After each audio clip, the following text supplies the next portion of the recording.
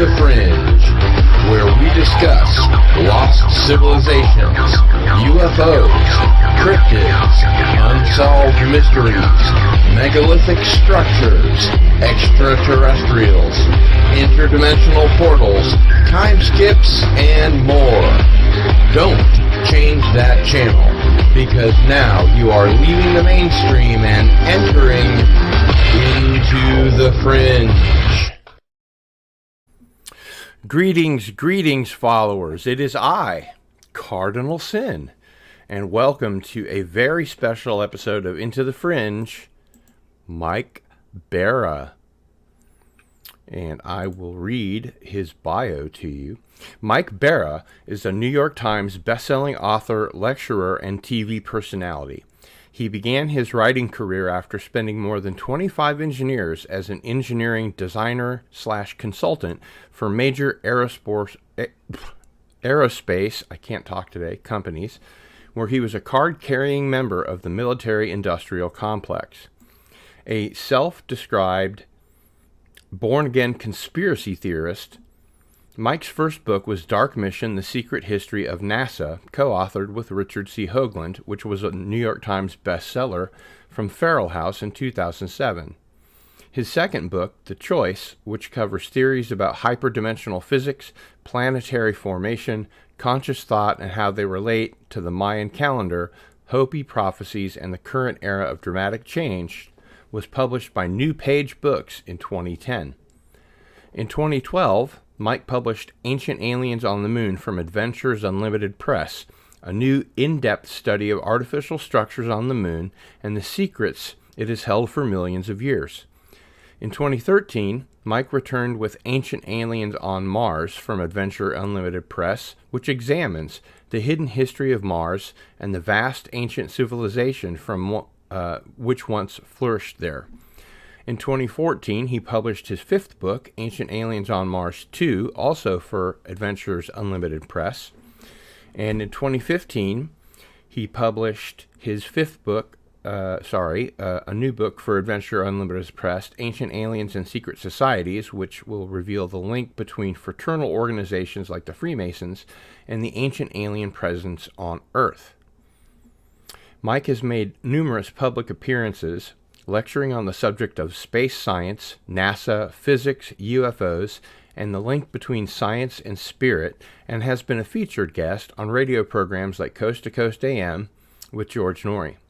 He is a regular contributor to the television programs Ancient Aliens, over 25 appearances, and America's Book of Secrets, both of which continue to show in heavy rotation on the History Channel and History's and H2 networks. He is also slated to be an on-screen contributor for the third season of History's newest UFO show, Hangar 1. Mike has recently starred in an alien investigation reality show. I told you I couldn't talk today. For the Discovery Networks called Uncovering Aliens. So far, Uncovering Aliens has been shown on the Science Channel, Animal Planet, American Heroes, and Destination American networks, and is being shown exclusively in Europe and South America. Most recently, Mike appeared on the NBC/Universal's Sci-Fi network on the special Aliens on the Moon, The Truth Revealed, along NASA astronaut and American hero Buzz Aldrin. The show was based primarily on his 2012 book, Ancient Aliens on the Moon. In the fall of 2016, Adventure Unlimited published Mike's seventh book, Hidden Agenda, NASA and the Secret Space Program. In 2017, Mike appeared in 5 episodes of UFOs, The Lost Evidence, on a Destination America and other Discovery networks, and published his first novel, Lightbringer, a Dark Mission novel, through Kindle Direct Publishing. In 2018, he returned with Ancient Aliens and JFK, The Race to the Moon, and the Kennedy Assassination for Ancient Aliens Press. Welcome, Mike Bara, to Into the Fringe. Hey, Gil, that's an old biography. I don't know where you got that. That's what happens when I don't send you my current bio. But anyway, that's true. that was from a while back. But wow, it actually sounds kind of impressive when I listen when to I it. say it, right? Because I've got that Venus flytrap communications voice, baby. There you go, Cardinal. And I would like to bring on my very special guests, Doomcock and Gary Ambrosia. Greetings, my friends. Greetings, Cardinal Sin. Hail to Mike Bara, and of course to my friend Gary Ambrosia, who is sitting right now in a warehouse chock full of amazing artifacts. Indeed, indeed. And before we get started, I wanted to let people. I don't have any good stuff back. Sorry, I feel left out because I don't have any good action figures in the background. And by the way, I want to say, Gary, it's great to talk to you. And Cardinal Sin, but I just want to say at the top, I fucking love Doomcock. I love you. You're the best. You fucking rock. I watch your videos all the time, and I love them, and I love the voice, and I love the costume, and you're a great not a social media commentator, but more of a influencer. Yeah, an influencer, a pop culture influencer. You really do make a difference, and just keep doing what you're doing, man. You're beautiful. Well, I thank you, sir. I have placed my helmet on to more formally greet you, sir. Since you like my videos, I thought it would make you feel more at home. And Harvey may pop in and say hi in a little bit for you, but it's a great honor to be here. I want to thank Gil, the great Cardinal Sin, who recently hit 1,000 subscribers on his channel. Well done, Cardinal Sin. And I want to, Mike, I've been a fan of yours, your work. It's very impressive, and I'm deeply honored to be here. So thank you, my friend. It's great to have you here. That's all I got to say. And everybody else, and Gil and Gary. Great to have you guys here. And before we get started, I wanted to let everyone know that to get your Cardinal Sin and Into the Fringe merchandise, you just go to gilstore.com. You can pick up a wonderful t-shirt like the one that I'm wearing, cups, hoodies, whatever you want. And not just for Into the Fringe, but for the other shows on my channel. And do please subscribe while you're here. Hit that notification bell so that you'll know when I'm doing live shows, including Masters of the Genre, which we may have Mike back for. We'll certainly have Gary on, and all the other shows that I do. So definitely please subscribe. It's important. And now that I'm over 1,000, I was going to say 100,000 subscribers, and I'm like, no, that's not right. Sounds better. Now that I'm over 1,000 subscribers, I'm going to need all the help I can get.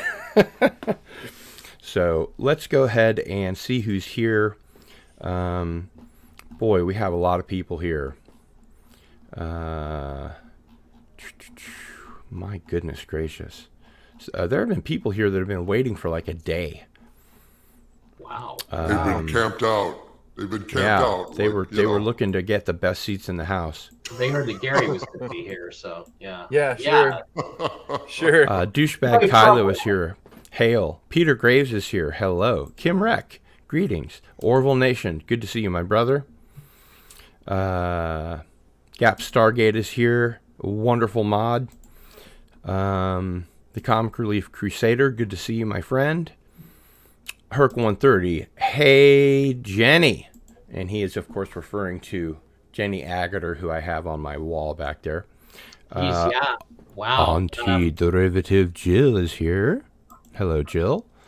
That Comic Relief Crusader is in the house. Herc 130 is here. Let's see. Dr. Dragon is here. Welcome. Douchebag Kylo is here. Good to see you, my friend. We have... did I just miss it? Mayor McCheese is here. Good to see you. John Jensen is here. Thank you for being here. Good to see you. Rui is here. Thanks for being here, my friend. Gary Ambrosia, of course, is here. The Reluctant Dragon is here. Greetings. And we have Deb from SAC I don't know if that means that she used to work on a strategic air command base, or if she's from Sacramento. Probably the latter, huh? And Cosmic Squirrel is here. Good to see you. Mr. MH is here, who wins all the giveaway prizes on this show, along with one other person. And I think we are just about caught up. Looks like Son of a Red Shirt is here. Good to see you. And Tessa D777 is here. Very good to see you, my friend. Brian Hepburn is here. Hello. Psychosis 29 is here. Ari is here. Skogli Jutun is here. Good to see you, my friend. And I get the idea that if I kept going, it would take the entire show to do so. The Mr. Brown Alliance is here. Greetings. Of course, the generally expert co-host Mexican Iron Man is here, but we, as much as we wanted him on the panel, I think we could get involved in a too many cooks scenario. Dalek 451 is here. Hail. And anybody that I missed, I apologize. Orville Nation is here. Good to see you, PJ. Lawrence Martin is here. Hello. And now we're just kind of eating into showtime. So Maria is here. Good to see you.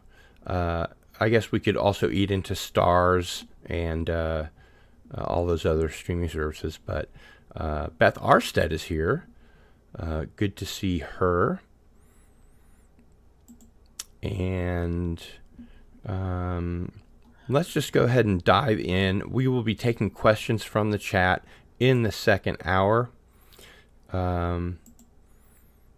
So good to see you, Joe Salazar. And yeah, they just keep coming. So we're just going to get on with the show. I did want to ask you, Mike, that it's going to be nearly impossible to discuss all 8 of your books: Dark Mission, The Secret History of NASA, Hidden Agenda, NASA and the Secret Space Program, The Choice, Ancient Aliens and Secret Societies, Ancient Aliens and JFK, Ancient Aliens on Mars, Ancient Aliens on Mars 2, and The Triangle, but we're sure as hell going to try. All right. No, I'm kidding. We're going to focus on Dark Mission, and we hope you'll come back to talk about each of those other books, because they all deserve individual attention and are very important in their own right. Sure. Dark Mission is a New York Times bestseller. The late Jim Marrs, author of books including Alien Agenda, said of this book, Dark Mission is a tremendous read and tremendously important. And the late Robert O. Dean said of Dark Mission, read this book. The truth has never been told better than this. That's pretty high marks. Yeah. Mike, could you please give us a brief summary of what Dark Mission is, what it represents, and why it's such an important book that a member of Congress bought 70 copies to give to his congressional associates? Wow. Can I give a quick assessment of a 535-page book? It's 600-page now. 600. Okay. Well, it would have been even bigger, except that they literally couldn't print them any bigger. So we had to stop and do in a trade paperback. So it just had so much information. And then eventually I went on, and that's kind of how I started doing my own books, was Without Hoagland, was just that we, had information we couldn't get into that book, so I kind of retold the story and did some derivative stuff and put new information in there. So basically the principle behind the book is that NASA has been lying to you for the entire course of their existence, from 1958, when it was first founded by an act of Congress. And they brought in the so-called Brookings Report, where they basically said, what do we do if we find artifacts on Mars or on the moon? And the interesting thing about it is, of course, is that, that's what Hoagland does. That's what I did. when I worked with him was artifacts on other planets, looking at stuff on the moon and looking at stuff on Mars that appeared to be artificial structures. And so having that be right up our alley, we then started looking at many other things that were going on with NASA, like where they landed, why they landed there, what they really were doing on the moon, what the real true objectives of the Apollo missions were. And then we discovered more and more things about the symbolism. By the way, symbology is not a word. Symbolism is a word. Thank you. Yeah. And irregardless is not a word, but so many people use it, they've now declared irregardless to be a word. So it's in the OED, so yeah, we do not my dad always slapped me when I said it. But we do not want that to happen to. That's right. Symbology. Regardless. Okay, we don't want it to be a word. It's regardless, and it's symbolism, not symbology. But we started looking at that, and Hoagland was, of course, the pioneer with this stuff. And then I started working with him, and I understood exactly what he was talking about when he would see all these references to ancient Egyptian stellar gods and things like that, and NASA names and landing sites and mathematics. And then we had the whole hyperdimensional physics thing, which came into it, which Hoagland had started working with Errol Torren back in the late 1980s. And it all fit together, and we realized it was all one big thing. And at one point I said, instead of giving this away for free on the internet, why don't we write a book and put it all in there? Because it's weird, Gil, people, if they don't pay for something, they forget about it. They don't see value in it. Yeah, but when you pay for it, believe it or not, you remember stuff more. I don't know why that is, but there were times when we would have to go back and remind people of something we had talked about just 6 months ago. I was like, hey, do you guys not remember when we put up this article? So that was the inspiration. And then basically I wrote as much as I could without dying on the book. And Hoagland did editing and rewording, and it's pretty obvious. I think when you go through the book, there's two different authors in terms of how that thing is put together, which I think makes it dense for people to get to. But then we just sort of figured out that all this symbolism had to do with these ancient Egyptian gods. And then we started looking at the actual individual men who worked on the Apollo program. And they fell into one of three basic categories, three basic secret societies. They were either Freemasons, they were SS, Nazi members, or they were what we call the magicians out at Jet Propulsion Laboratory, who were a bunch of black magic, Satan worshiping freakazoids. Right. And so it's like the toughest part about Dark Mission is convincing people that are reading it, we're not the crazy ones. They are. They're the ones who are landing at a particular time and place on the moon. In fact, they reverse engineered the whole Apollo 11 landing so they could have the stars in specific alignments above the landing sites in order to, I don't know, please some ancient Egyptian god that may or may not even exist. So it's a pretty, that's the basic premise. And there's a lot there, and we haven't even touched the beginning of it. So. Well, they weren't doing the Babylon working because there are, or if they were very saddened to find there were no women on the moon, as opposed to, cat women on the moon. It was not a documentary, and thus they were foiled and we were saved. Essentially, I think what Doomcock is saying is the moon needs women. I think so. Mars needs women. The moon needs women. Xanadu needs women. Look, we all need women. We love women. Okay. We love women. Anyway, sorry. Yeah, Bara needs women too. Yeah. I don't know what to add to that. The Babylon working is one of those things that's so bizarre. And after Dark Mission came out, actually, the Scientologists, asked me if I'd swing by. They wanted to have a chat about L. Ron Hubbard's, place in this. And I got to be honest, they did a pretty good job with documentation of convincing me that L. Ron Hubbard was involved with Jack Parsons and all this stuff because he was working for the government and trying to infiltrate a black magic cult of rocket scientists. They did a pretty good job of convincing me. And I think in the revised edition of Dark Mission, yes, I went through there and I updated it a little bit and was a little bit more fair to Hubbard. But we all know that Hubbard is, one of those strange characters from the past. And it just, I gotta believe that he was there, because he was interested in the nookie and the drugs and the other stuff that was going on at the Parsons house, just as much as he was working for the government on that one. So pretty extraordinary stuff. And, you know, it's weird, Doomcock, going back to the cultural references. I know you'll love this. You know, I watched around Halloween, I watched an old movie from the 60s again called Rosemary's Baby. Have you guys ever seen Rosemary's Baby? Yeah. Oh, yes. Oh, yes. And you look at the actors, John Cassavetes, right? Mia Farrow. John Cassavetes is Jack Parsons. Mia Farrow is the girl that he did the Babylon working with. What's her name? Right. Yeah, I got Marjorie Cameron. Right. Cameron.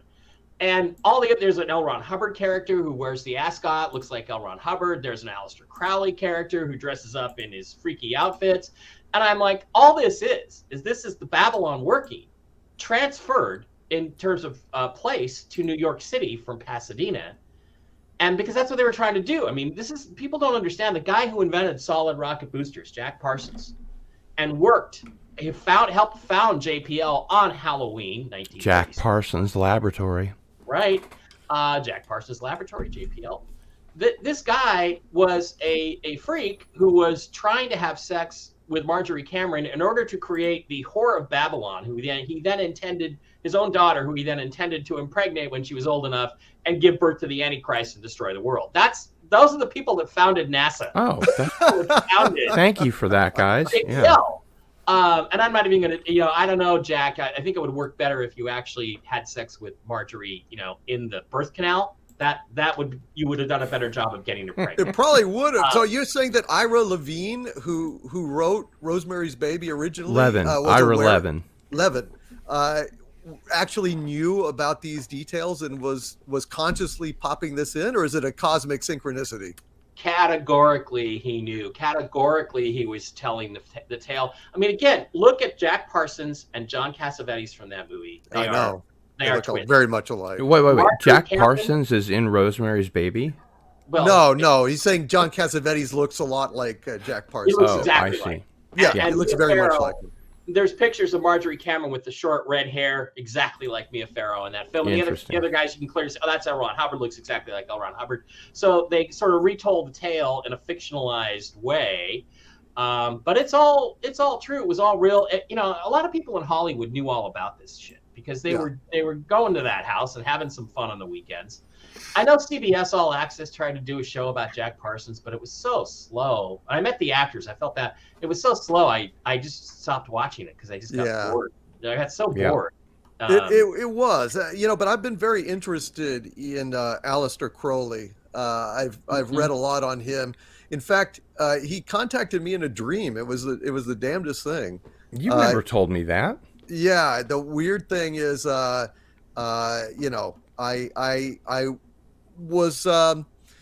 went to sleep.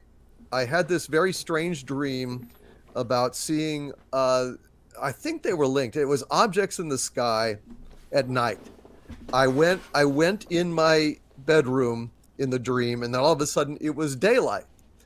And I have big sliding glass doors in that bedroom where I grew up. It was my childhood house. Yeah. And I drew back the curtains to look out, and boom, there was this man staring at me with this intense gaze.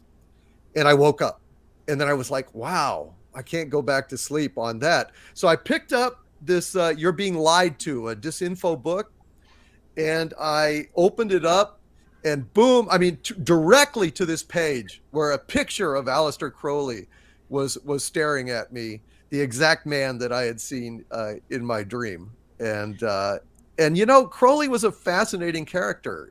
He was not a quote Satanist. That's inaccurate. No. He was more interested in magic and the Enochian angels, etc., and so on. An occultist, maybe not. And actually, you guys are kind of jumping my gun. I have some questions a little bit later on for that.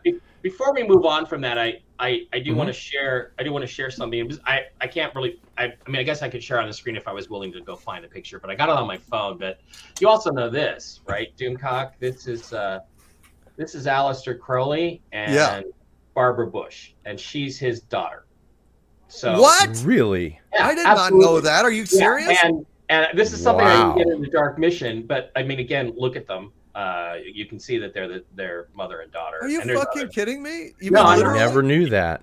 I'm not fucking kidding you at all. There's another picture of them. Oh, you damn! Wow. Her mother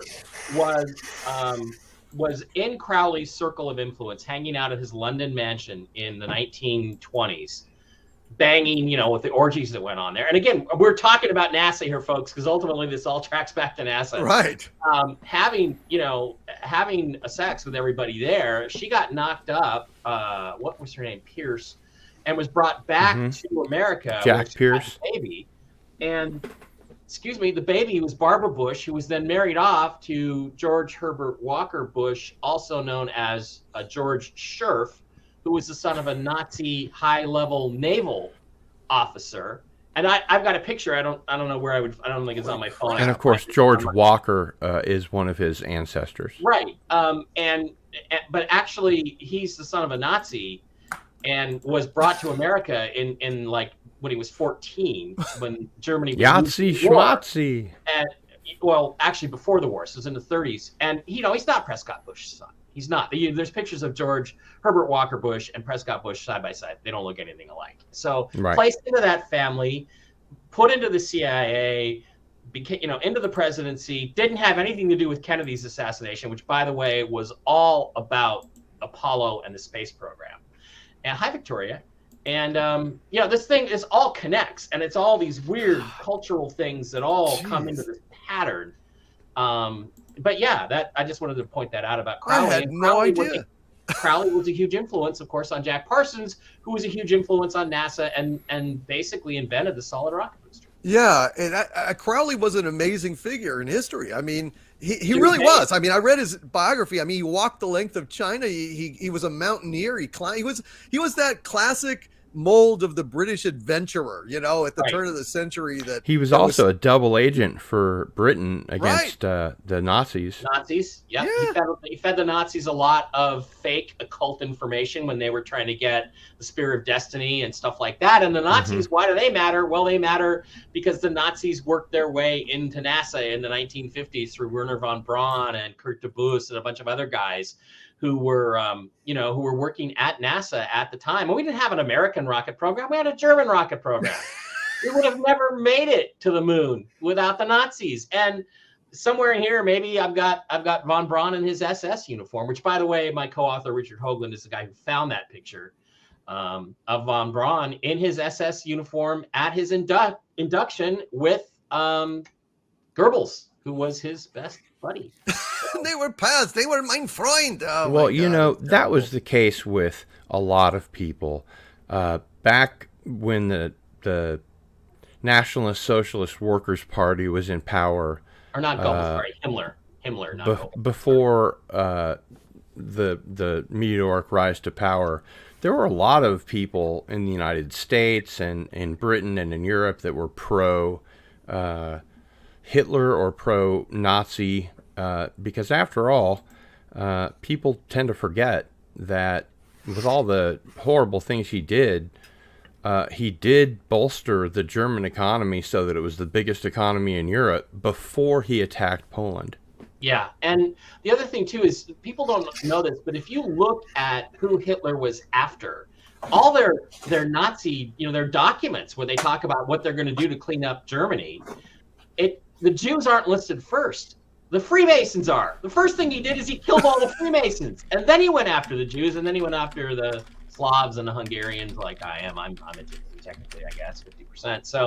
So I mean, again, he understood that the secret societies were how everything worked. Hitler did, and I don't know how he understood that. Probably, I don't know. He wrote Mein Kampf on the Rothschild's typewriter the Rothschilds bought for him. So, again, that's stuff that didn't make Dark Mission.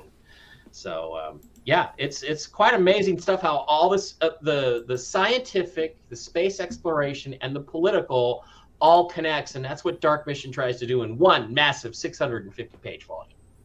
And that's a good answer to that question. We do have a lot of questions for you, so we're kind of rapid fire mode. Mike, what got you interested in the monuments of Mars, hyperdimensional or torsion physics, the crystal towers on the moon, and so forth? And my next question is, how did you meet Richard C. Hoagland, and how did the two of you decide to write Dark Mission? So you can answer those together or one at a time, doesn't matter. Well, people ask me that a lot. I get that like every time I do an interview, and it's the truth is, I grew up watching the original Star Trek and Lost in Space and Time Tunnel and anything I could get my hands on.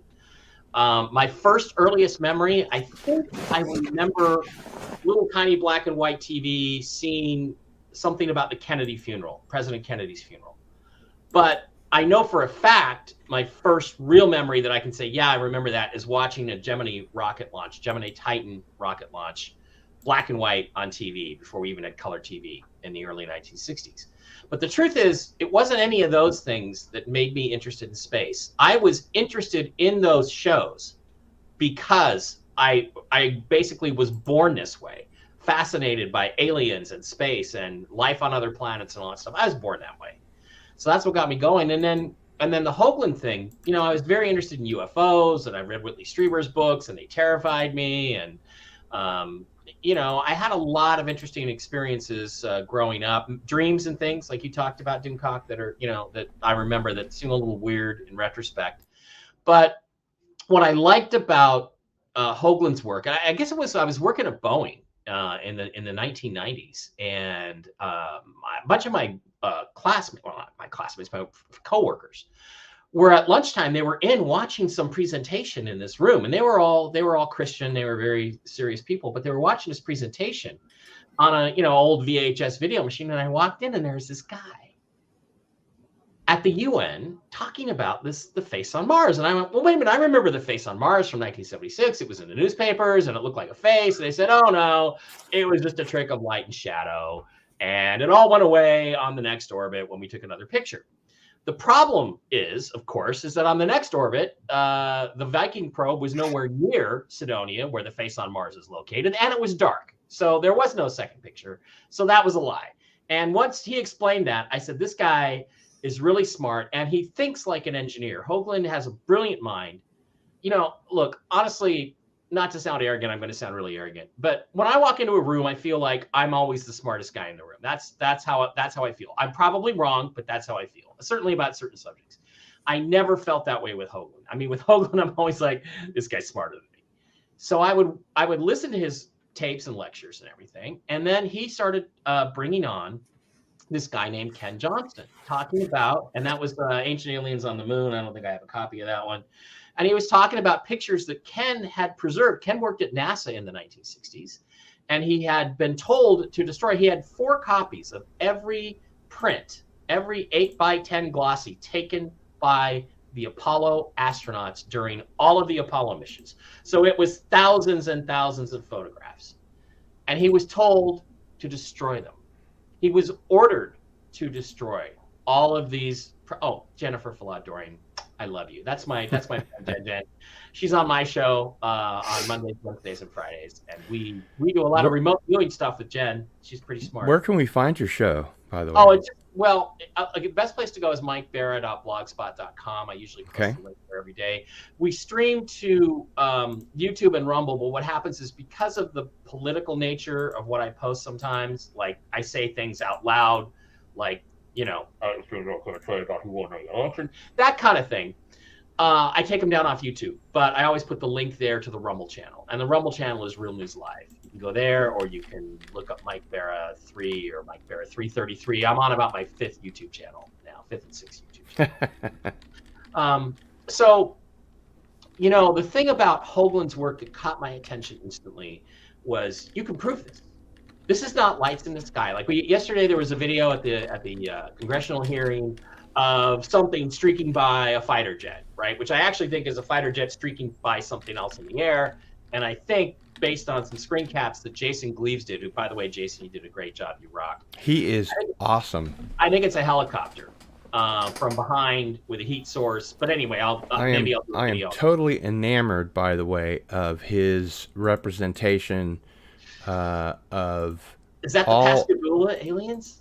All of the Pascagoula, you know, hate those things. he's got the evil bitch. He's got these guys. He's got like a diorama setup, which Cool. I have off screen. And he's a great artist. So yeah, he's remarkable. I love your collection there, especially like that was mentioned earlier, Jenny Agutter. That's Jenny. Thank you. Jenny. I've got a little Harvey right here. It's a wonderful day to push a button. TM. I am very pleased that I am represented in this, being paranormal myself. And hey, Mike Bara, it's good to meet you.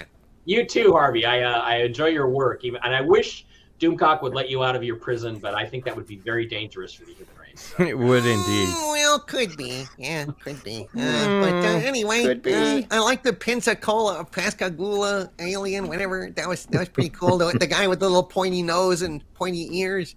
It's a pretty cool alien. I've always liked that one. Yeah, I do too. I like it, Harvey. My next question. Wait a minute, Gil, just a second before we get to the next question, and I got to finish answering the first one. Sure. I just want to say how much hotter Jenny Agutter was in Logan's Run than Princess Leia was in Star Wars. And she was so much hotter in An American Werewolf in London too. Oh yeah, absolutely. Well, when Jenny Agutter like took all her clothes off in Logan's Run, I was so delighted as a child. Holy crap! That was one of my best childhood memories. Yes, me too. And Doomcock, you know that they've removed the nude scenes for the new Blu-ray, right? That makes me sick. Absolutely sick. I need absolutely furious uncut version. Yeah. The rate of our popular culture goes on, folks. I know. Yes. Culture goes on. Anyway, I just wanted to tell you. So what happened was Richard started talking about this guy Ken Johnson and all these pictures that he had saved that he was ordered to destroy by NASA. And why would NASA destroy records? And the reason why they would destroy those records is because they're different than the same images under the same frame numbers that are on the NASA websites. They actually show pyramids and buildings and all kinds of shit that's there that they don't want you to see today. And then I had actually worked with Ken's wife, Fran, at Boeing in like 91 or 92. I came into the chat in Enterprise Mission and she said, my wife thinks she knows you. And so we connected, and he lived in Seattle, and we started drinking and going out. And he took me to his Masonic Lodge, and I watched him do a presentation. And then he got me in touch with Hoagland, and then I started talking to Hoagland. And then the new Pictures of the Face-Off on Mars came out in '98. I offered him an article on image enhancement and how it worked. And it took off from there. He liked that, and we started writing and working together. And then at some point I said, let's do a book, and that was Dark Mission. So that's how it got started, to answer the previous question. I appreciate that. There are some amazing quality photographs in Dark Mission, and frankly in all of your books. In Dark Mission of the Shard, Data's Head, the castle, which is estimated to rise 9 miles above the surface of the moon, and more. Can you please go over what each of these represent and tell us about what your investigation into these anomalies represent? Well, the moon should be one thing. It should be a flat, round, pulverized rock. If, in fact, it's had no atmosphere for its entire history, if, in fact, it is nothing but a rock, if, in fact, it has been bombarded by meteors, and what did Hoagland call it? Incessant meteoric rain for billions of years. Everything should be smooth, rolling hills, completely unlike the jagged stuff you see in 2001, which, by the way, is why Stanley Kubrick did not fake the moon landings, because it doesn't look anything like the real moon. And yet you have, in these NASA images, these are original photographic negatives and prints back when you could still get those. You can't get them anymore. You see these things up in the sky, and you're like, wow, those should not be there. There shouldn't be anything there. Are they flaws on the film? No, they're not flaws on the film. There's ways to establish that.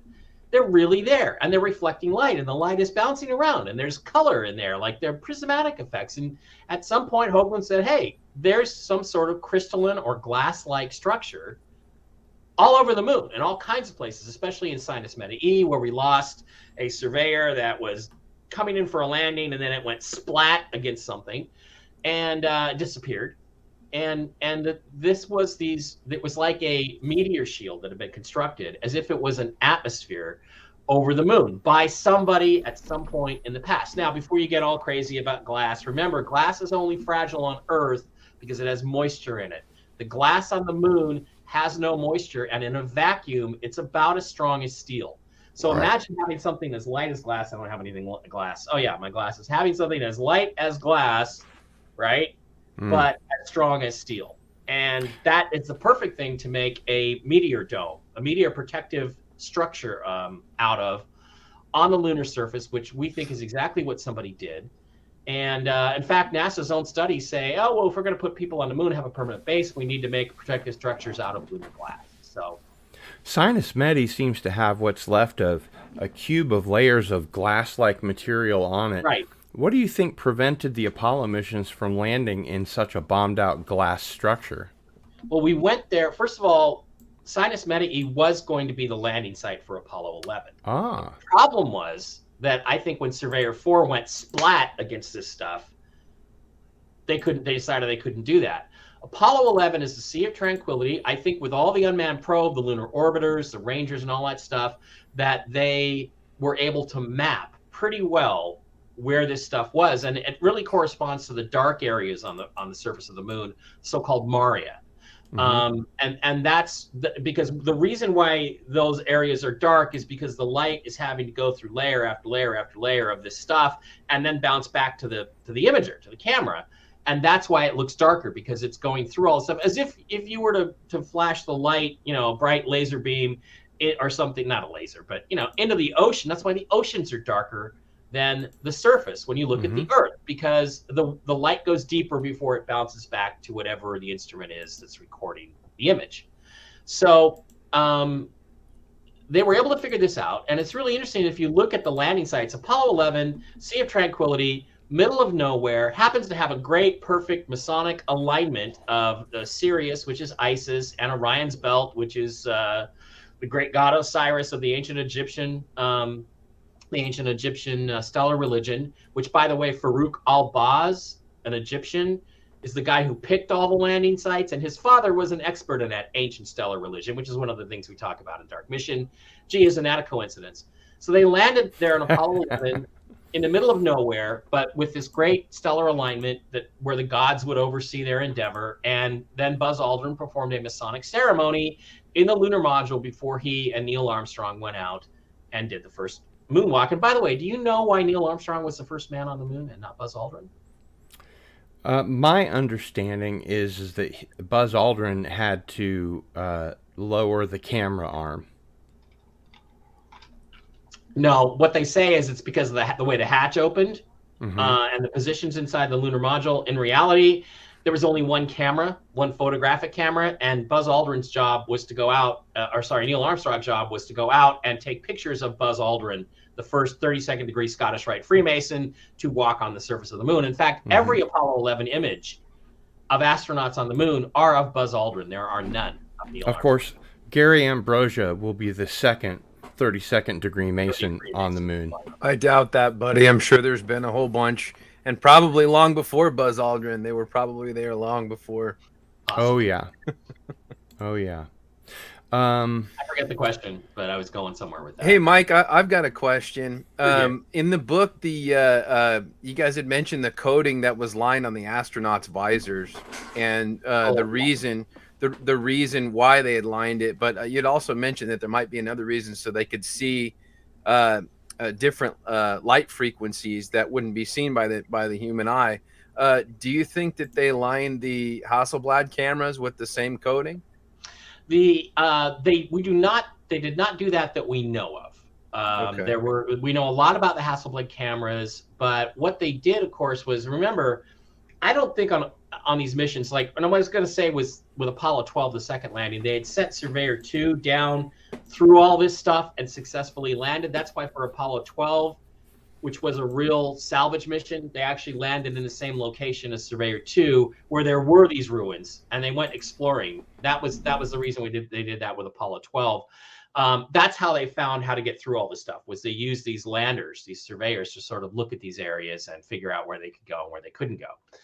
But as far as I know, they did not. But we used to think, well, the gold would enable them to see certain light frequencies, like you said, that they wouldn't be able to see, so they could see this stuff in the background. But I don't really know at this point what the answer is. We used to think that they couldn't possibly have seen this stuff, and then we thought, well, maybe they could with those visors. And then there's really weird stuff like Alan Bean from Apollo 12, which of course was the second mission. I was about to say that. Yeah, I was going to ask you about that. Go ahead. He got back and he became an artist and he started painting himself on the moon. But when he would paint himself like the National Geographic pictures with the gray soil and everything, it didn't seem right to him. So he kept painting more and more versions of himself on the moon. And I think we've got that in the book. And they became more colorful, pink and purple and blue. And then when you take images from the landing sites where we think there were these glass structures and you just turn up the volume on the color, just increase the saturation, you get pink. And actually, I was going to ask you. Yeah, it looks exactly like paintings. Right, because the light was filtering through the crystal stuff and having prismatic effects on the moon that Alan Bean was like, well, that's what I saw. But the weird thing is, I think that a number of the astronaut photos on the moon are fake. I'm not saying they didn't go, but I think these Hasselblad cameras, I mean, without heavy shielding, I would imagine that film was rather fragile. I think it's indisputable that there are some photographs that just reek of phoniness. Well, those Hasselblad cameras were part of the astronaut suits, so I think that they were cooled the same way. Isn't that right, Mike? Yeah, there's no conductive heat on the moon because there's no atmosphere. There's no what's the other nothing one? to heat up. There's only radiative heat, and you can shield the camera instruments from that with just basically white paint or white, basically white fabric coating.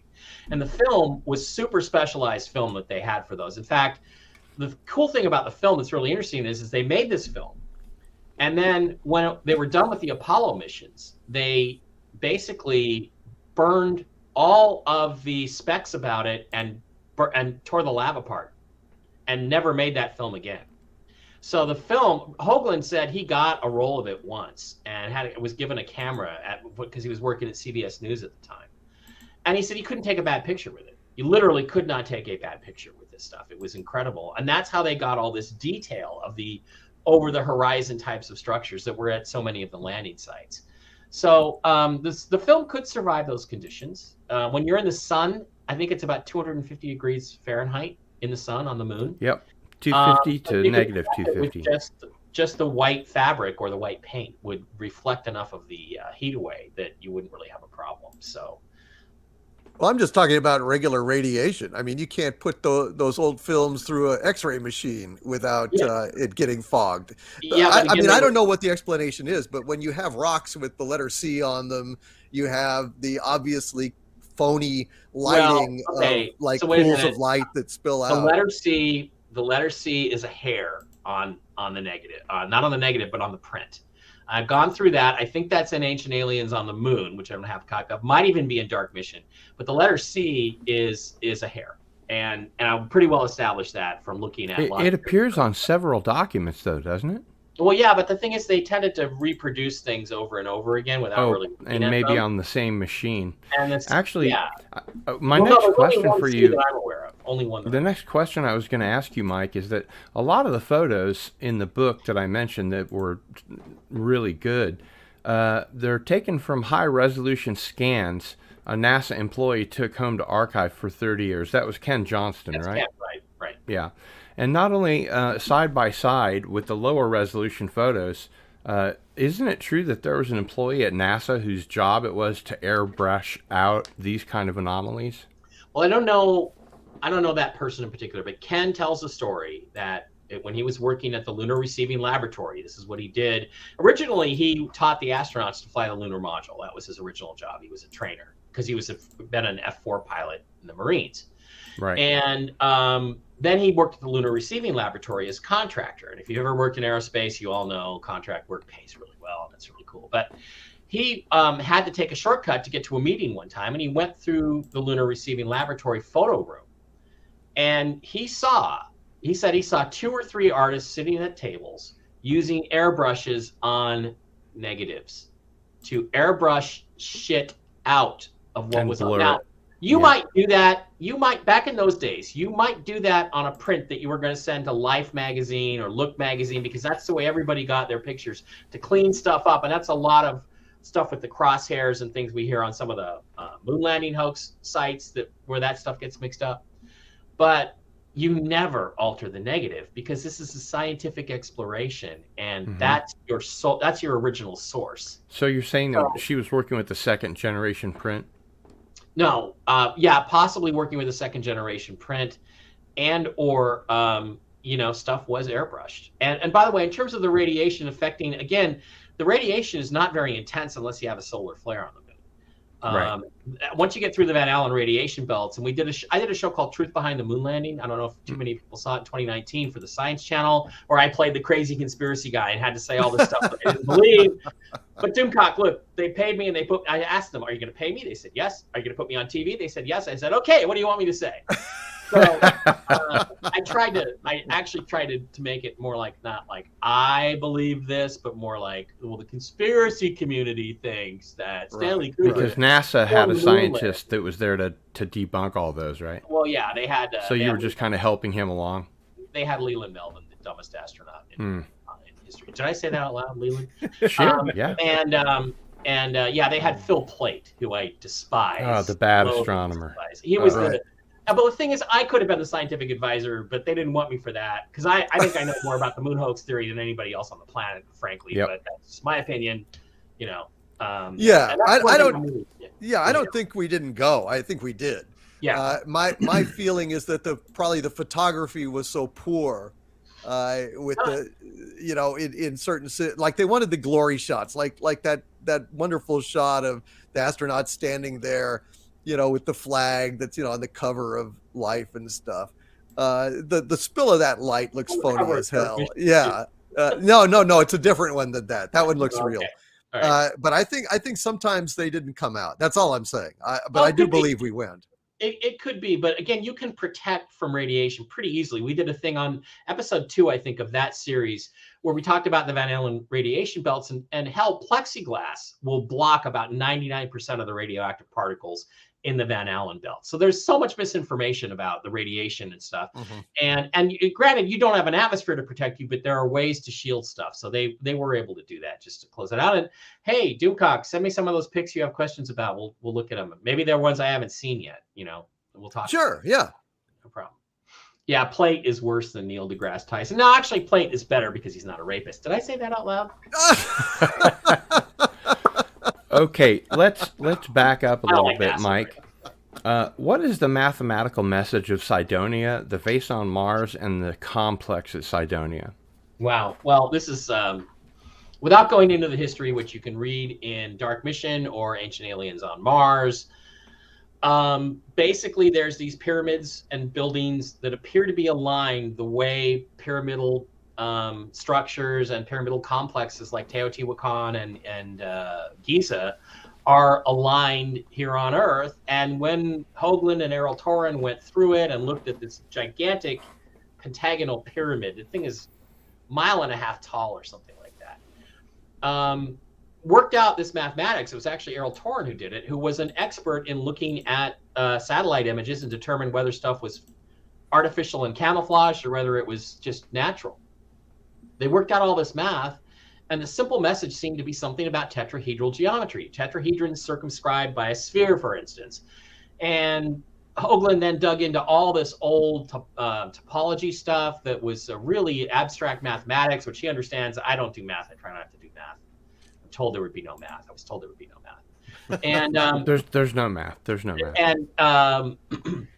And sorted out that what they were saying is that the basic fundamental physical structure of the universe is the tetrahedron. It's the simplest of the platonic solids. And that's why in video games everything's made of what they call triangles. They're not triangles, they're tetrahedrons. They're three-dimensional now. And that's how they build everything. And that had something to do with energy welling from higher spatial dimensions. So that became the concept. And essentially what it says is that there are higher levels of existence. There's a 5th dimension, there's a 6th, there's a 7th, there's maybe a 26th. Jen, my friend Jen, who was just on there in the comments, says there's 7 levels of heaven, and they're all higher frequency and faster than this one. So, wow. You are a popular guy. I forgot to silence everything. But the result is that you can grab that energy. That's appeared to be the message of Sidonia, that you can get to that. All you have to do is take something big and spin it, and you're going to gate energy down from these higher dimensions, which can explain things like Explorer 1, what happened with the Explorer 1 satellite, where it seemed to have a much higher orbit than they thought it was going to have, because there were spinning systems inside of it. And again, I can go into a whole thing, which I do very extensively in The Choice, about Explorer 1 and hyperdimensional physics. But basically what it says is that there is unlimited energy available if you can access it. And the way you access it is to find something massive and make it spin. And you will get energy coming out at these preferential latitudes, especially on a sphere 19.5 degrees north or south latitude. And again, you look on the Earth and you look on all the planets of the solar system, and they all seem to have these swelling energy upwellings at about that latitude. So, and if depending on which pole you anchor the magnetic field to. So, and then from that, Hoagland and Torin, and subsequently me and Hoagland, started making predictions about stuff, and they came right basically every time. They came true. So it basically means that the physics that aliens might be operating on are completely different than the fake physics that we've been given. When they talk about, when I hear the word quantum, you know what that says to me? That says to me, I have no fucking idea what I'm talking about, but I'm going to throw this word out here to keep everybody from thinking I don't know what I'm talking about. It doesn't mean anything. Quantum physics is nonsense. At least a lot of it is nonsense. And a lot of it is just speculation. Yeah, exactly. So, I mean, and again, you look at black holes, right? There's a big black hole at the center of the galaxy. Well, shouldn't the galaxy being sucked into that black hole? No, it's a singularity, meaning, you know what the word singularity means in physics? It means here be dragons. It means we have no idea what's going on here, but there's something happening there that we can't identify mathematically. Energy comes out of these things. So I think these are holes punched in the fabric of the universe, and energy comes through as well. Information from higher dimensions comes through as energy in this three-dimensional existence. And so everything seems to be bursting out from these singularities. And that's what they were trying to tell us, is there are ways to get incredible amounts of power, to power your spacecraft, to defeat gravity, all the things we see UFOs do in flying saucers. So that's what I think the message of Sidonia was. Very good. Did that make any sense, or was it? No, that was perfect. I just said quantum. Can you briefly explain the secret society connections inside NASA and the vie for power between the different factions? And what is the fixation on ancient Egyptian mythology? Well, okay, so there were 3 groups inside NASA. I think I talked about them earlier. You had the Freemasons, the Nazis, and the Magicians. The Magicians were out at JPL doing all the unmanned probe stuff. We talked about them quite a bit. And of course, the Nazis were the von Braun group and the people brought over on Operation Paperclip. And then the Freemasons were the most powerful, longest tenured, and most of the, I mean, the very first director of NASA, James Webb, second director of NASA, appointed by President Kennedy, was James Webb. We just put up a telescope named after him, who was a 33rd degree Scottish Rite Freemason. Lyndon Johnson was a Scottish Rite Freemason, had President Kennedy killed. That's Ancient Aliens and JFK. Read that book. It's my favorite book. And you look at who was running the Mercury, Gemini, and Apollo programs. It was a guy named Ken Kleinknecht, whose father was C. Fred Kleinknecht, who was I'm glad you pronounced it, because I would have said Kleinerschmidt. Kleinknecht, who was the guy who ran the Washington, D.C. southern jurisdiction of the United States Supreme Grand Poobah headquarters for America.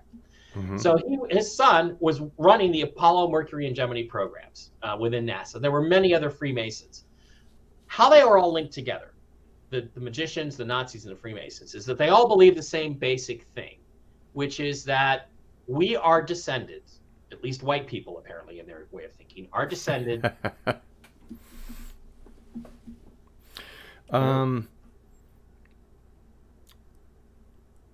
Are you frozen, Mike? Or can you still hear us? Yeah, it looks like the old 33rds just stepped in, didn't they? Yeah, they sure did. Well, while we wait for Mike to come back, this is a great opportunity, Gary and Doomcock, for you guys to discuss some things. So feel free. Well, I know you both have some questions. Do you have anything you'd like to add? I have a question. For Mike when he comes back on, but he had mentioned that the first group of people to be annihilated by the Yahtzees were in fact the Freemasons. Now, why would they be working together on this project later on if that were the case? I don't quite understand that. And another question I have is, I know that the selection of the landing sites on the moon, as Mike says, are Freemasonic. However, they're actually based in Egyptian culture and religion, and I don't know where that comes into play because I know a hell of a lot about Freemasonry. I don't know anything about Egyptian religion or culture. Mystery religions, yeah. I would imagine that the reason that the Freemasons and the Yahtzees work together is because those Yahtzees were, they were just, your ordinary worker ant Yahtzees. I mean, probably the hatred of the Freemasons was, the upper echelons of, the Reich or whatever. It'd be kind of like, your boss, hates Charlie Brown. And then, but you don't give a shit. You still read Peanuts in the morning, so probably something like that. Don't you think? I don't know. I still don't understand why they would be working together. It might be true, but I just still don't, it doesn't resonate to me why. And then, I as I'm reading Mike's book, a lot of this stuff really rings true.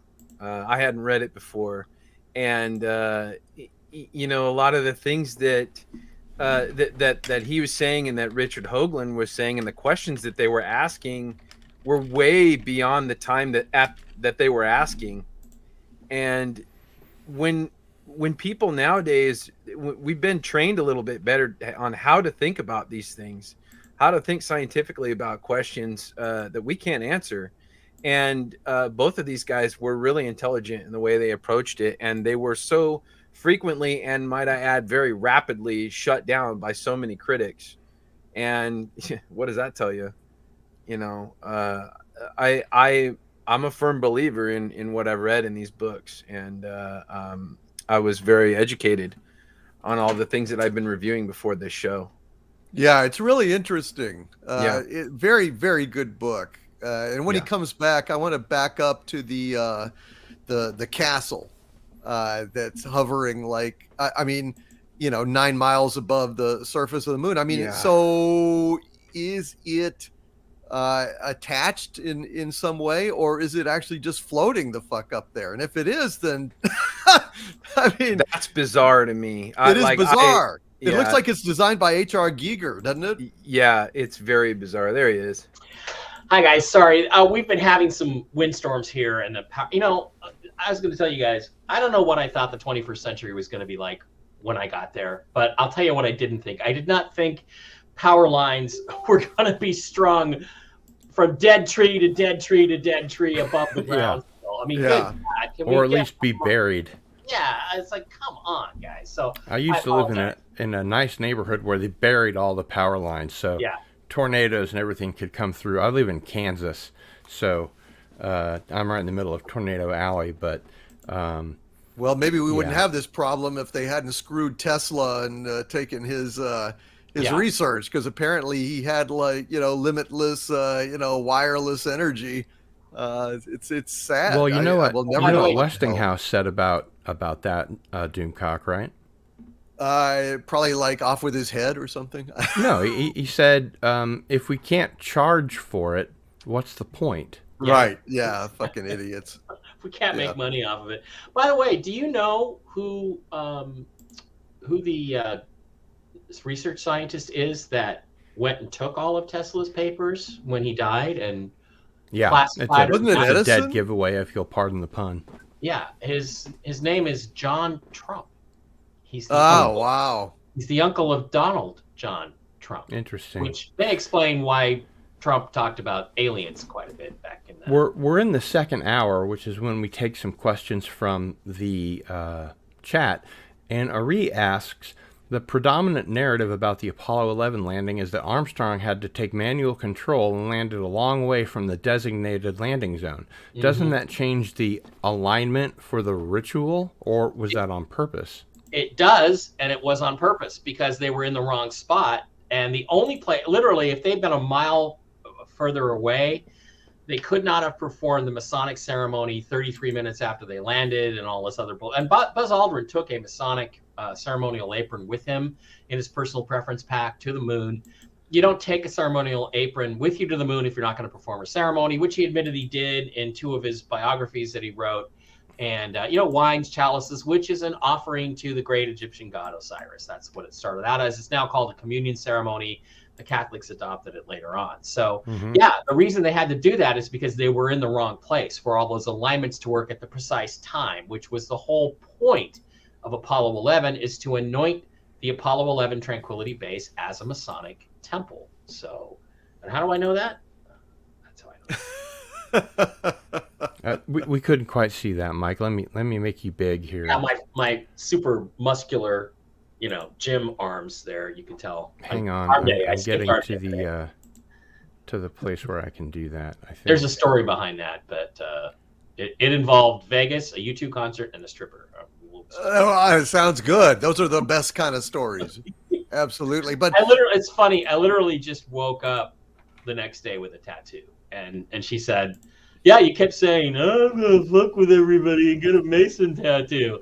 I was apparently quite drunk, and I don't. Yeah, I have you big now. Can you show that to us again?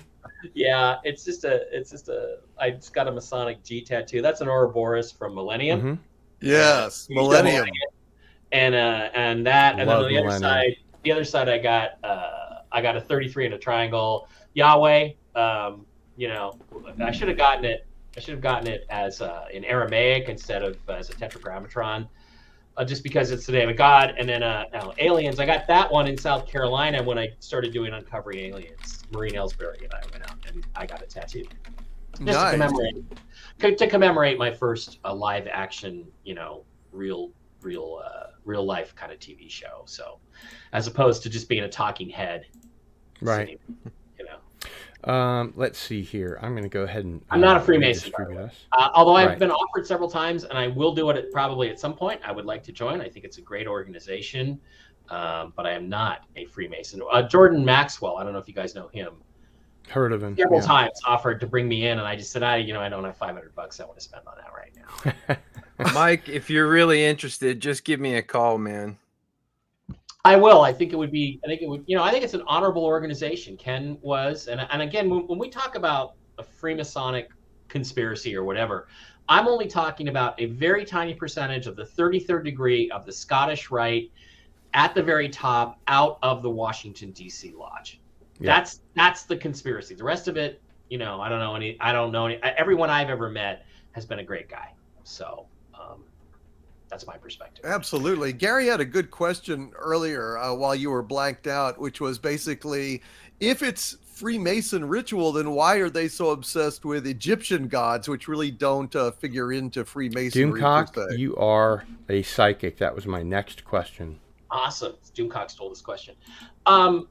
Okay. There's a book called The Hiram Key, written by 2 Freemasons, which, Gary, I would recommend you go find and read. I'm familiar with it. Yeah. And they basically argue that Freemasonry's original origins are, this is a point I was just about to get to before the wind took down the power and knocked out the modem, is based on the legends of Isis, Osiris, Horus, and Seth. The Nazis, the SS, their ancient mythology is based on the Egyptian legend of Isis, Osiris, Horus, and Seth. The works of Aleister Crowley and the lodge out there in Pasadena are focused on Isis, Osiris, Horus, and Seth. It's all the same Egyptian gods. The reason is, the question is why? And the answer to that question is that all their secret societies are all based on those legends because they believe that those 4 gods and goddesses of ancient Egypt are the extraterrestrial race from which the Aryans and the human race ultimately are descended. That they were ancient space gods who came to Earth and spread their DNA all over the planet, and that's who we are. And that's what their belief system is. I think that's what Jeffrey you know, Epstein was trying to do. But we'll try and refrain from comments of a political nature here. Mike, what do you think about Neil Armstrong's enigmatic comment in one of the few public appearances he ever made about peeling back truth's protective layers? That was significant. I think we actually covered that in Dark Mission. And that was at the 25th anniversary of the Apollo 11 landing. Mm-hmm. And he used it to come out and say, you know, there's wonders unimaginable if only you can peel back truth's protective layers. And what he's telling people is, you've been lied to, okay? You have not been told the truth. And we saw unimaginable wonders at the, you know, on the places that we went, on the moon, things like that. That was clearly what the message was. It was a subtle way. Look, these guys all signed non-disclosure agreements, which to my understanding are still in place today, that they couldn't talk about anything that's classified by NASA. It's right there in the original documents that form NASA. They can't talk about any of this stuff unless it's cleared by the Department of Defense, the Pentagon. So that's what he was trying to do. He was trying to tell people to look deeper, to ask more questions, to find the truth, because the truth was protected and it was hidden. And that's clearly, you know, what he was saying with those comments.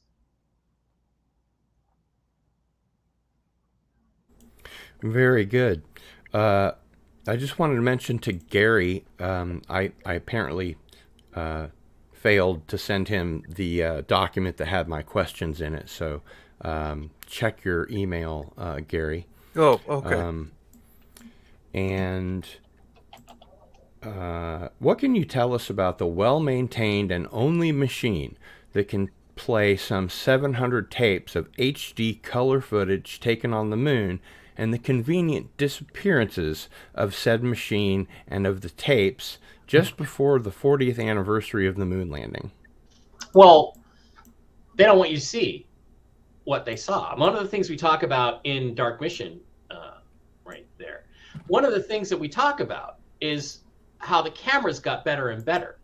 Mm-hmm. But they applied filters to the television broadcasts. They applied high-pass filters, low-pass filters, take out high-frequency, low-frequency information so that you would get this grainy, crappy picture, even though they had the bandwidth and the color. You know, the first mission, it was black and white. This is Apollo 12, it was color, to show you what was there, because they were afraid you would be able to see some of this stuff in the background. And it's not just the towering glass structures. There's you know, mechanical stuff strewn all over the lunar surface from this ancient civilization that used to be there. In fact, this reminds me back to Apollo 12 and Al Bean and Pete Conrad. And, you know, what we now know, because of NASA's own documents, that when they landed Apollo 12, which remember, Apollo 11, purely symbolic, middle of nowhere, no glass structures.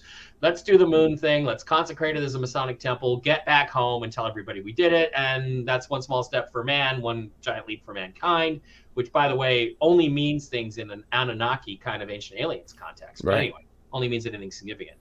And while we're on the subject of Buzz Aldrin and the astronauts, what do you make of Buzz Aldrin's mention of the monolith on Mars' moon Phobos and his enigmatic tweet that was later deleted about his seeing something ancient and evil when he visited Antarctica? He's trying to peel back truth's protective layers. That's clearly what he's doing there. But I want to finish with Apollo 12, because Apollo 12, remember, Surveyor 2 landed. They got it all the way through. They got it on the ground near these ruins.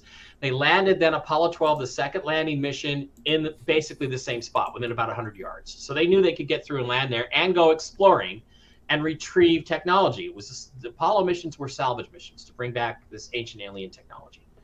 We now know from NASA documents that when they landed, they did what's called a stand-up EVA, where there was an engine mount casing for the ascent stage engine, inside the lunar module. You could stand on top of that, stick your head out the top, and look around. Okay. They never told us they did this, but there's like a 19-minute gap, and there's some great videos and information out there that describe all these different ways that you can see that they were clearly doing an EVA there. And both astronauts did it. They came back, and then they pretended to go out for their moonwalk, even though they had already depressurized the cabin, put on their spacesuits, looked out the top. Now, I'm not going to tell you for a fact that they knew that this much better color camera that went on Apollo 12 than the one that went on Apollo 11 was going to show structures in the background. But whatever they saw was scary enough that the first thing Al Bean did when he got out of the spacecraft and went over to the camera and was supposed to put it on its mount, he did the one thing, and this is a really good camera, he did the one thing he was trained not to do. He pointed it directly at the sun and burned the optics out. We only have about 43 minutes of Apollo 12 footage, all from the side panel, just shooting that really narrow look at the landing leg. That's all we have from Apollo 12, because Al Bean then took it, and he was literally trained exactly not to do that. So I think they realized, Houston, we have a problem. And so they went to plan B, which is burn out the camera optics, say, oh, whoops, sorry. And then they could control the photographic information much better, because they had a chance to develop that and look at everything before they released any of it to the public. Whereas a live TV broadcast, and that's another reason, Doomcock, why I think we can say to people, this was live, because they did that. That act of censorship right there shows you they were really on the moon, in my opinion. Oh yeah, no, I like I said, I do believe that they were on the moon. I'm just questioning some of the most beautiful shots. I think maybe they did that just to have something really pretty and perfectly framed and lit. You know what I mean? And they literally spent hundreds and hundreds of hours training how to use those cameras and take good pictures. The thing that really disturbs me about like the lunar not the lunar excursion module, the rover, the lunar rover, right? Is I saw footage of them going somewhere, and they were going like to the right around this hill, and then I saw the footage of them coming back, and it was the exact same footage. It wasn't on the left, it was on the right. And that's when I started to go, I think some of this may be bullshit. But was that raw footage, Cardinal? Was that raw footage, or was that No, that was and used the same footage twice and flipped it. I mean, you don't know what the origin of that footage is exactly. Right. If it's from the live broadcast, then we'll talk about it. But I suspect it's like there's all these NASA documentaries that were made. They did all kinds of cheat things like that, little cheats here and there, just to make everything look better. Oh well, we don't really have a shot of them coming back. Well, let's just take the same one and flip it, and you know what I mean. Those things I think are innocent, not mistakes, but innocent changes and alterations in the information just to get the job done. I'm really interested. I've always wanted to ask about the castle, 9 miles up. So is it attached in some way, or is it simply floating up there? What the hell is it? All right, hang on. And there seems to be a cord that you can see in the photographs, the high-def photographs, that it's kind of hanging from a monofilament or something. It's strange. It looks like something H.R. Giger designed. It looks absolutely evil.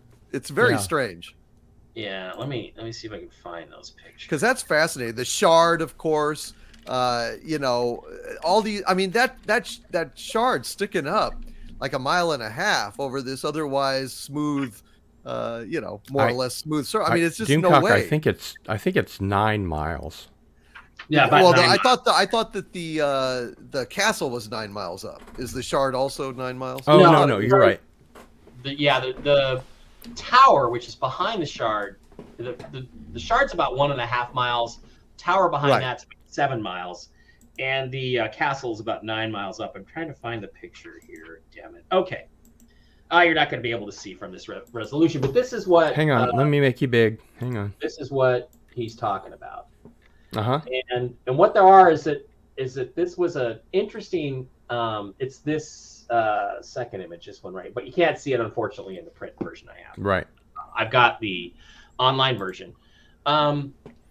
what this was is that this was this thing where Hoagland and another researcher, he had this thing where he would go through the old NASA photographic catalogs that were available from the archives, and he would see blacked out little thumbnail pictures. So he had a habit of ordering the blacked out pictures, and when he would get them, they wouldn't be blacked out. There was one, frame 4822, and there's a whole bunch more of the numbers. The numbers are in the book, where they ordered it from 9 different archives, and they got 9 different versions of the same photograph. So here's what it was, is that they had power winders on their Hasselblads.